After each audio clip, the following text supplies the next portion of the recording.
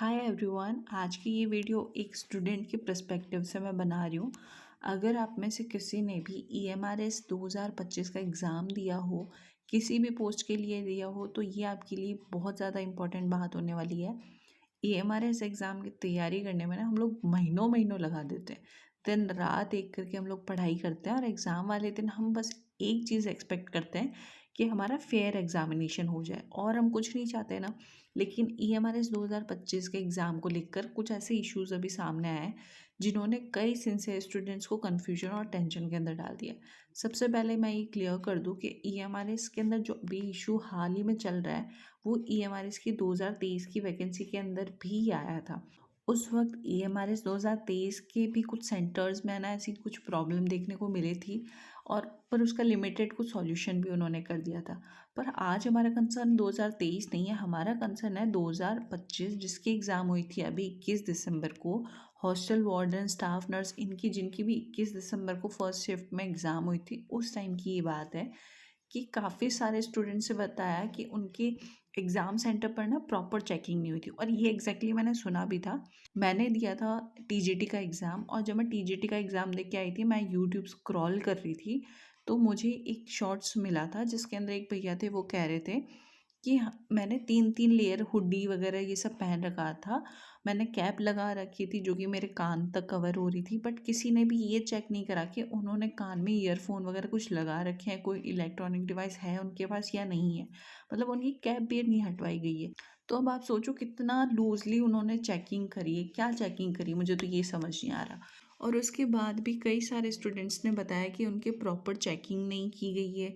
Mobile checking loose थी, उनके वहाँ की सुपरविजन वीक था, और कुछ सेंटर्स के ऊपर तो चीटिंग करना बहुत इजी बताया जा रहा था।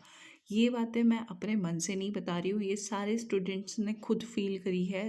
और सबसे पहले ये जो मामला उठ के आता है ना, वो आता है प्रयागराज से। ये देखो, जहाँ पे ब्लूटूथ डिवाइसेस के जरिए ना चीटिंग करते हुए 7 कैंडिडेट्स पकड़े गए।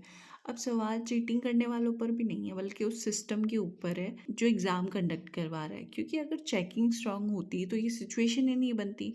तो फ्रेंड्स, ये प्रॉब्लम सिर्फ एक स्टेट तक लिमिट नहीं है, ये है ना, पता है, यूपी, बिहार, राजस्थान, हरियाणा, इन सारी जगहों पे भी ये कुछ कुछ चीज़ें सुनने में आई है। और जब पता चीटिंग होती है ना, तो उसका डायरेक्ट इफेक्ट है ना ऑनेस्ट जो स्टूडेंट्स होते हैं ना उनके ऊपर ही पड़ता है। कट ऑफ अगर एक नंबर भी ऊपर नीचे होती है तो हज़ारों बच्चों की मेहनत है ना पानी में चल जाती है। सबसे बड़ा क्वेश्चन अब ये आता है कि री एग्जामिनेशन कंडक्ट होगी या फिर नहीं होगी।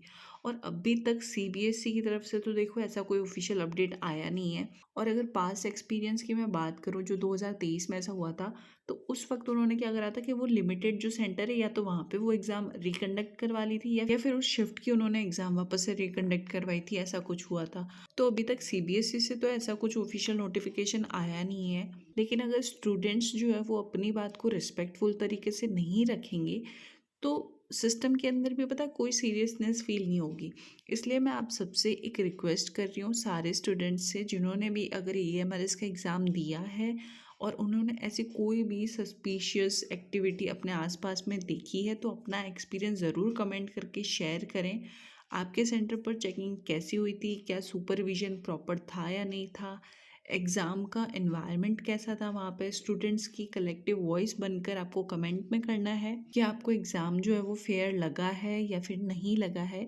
तो आप सब मिलकर है ना कमेंट करो। ये कमेंट है ना सिर्फ एक ओपिनियन नहीं होगा, ये आप लोगों की वॉइस बन सकती है, और जो मुझसे होगा पॉसिबली मैं आपके लिए वो करूँगी। और मैं ये आपसे प्रॉमिस करती हूँ कि इसके रिगार्डिंग अगर कोई भी ऑफिशियल नोटिफिकेशन कुछ भी चीज़ आती है तो वो मैं आप लोगों के सामने लेकर ज़रूर आऊँगी।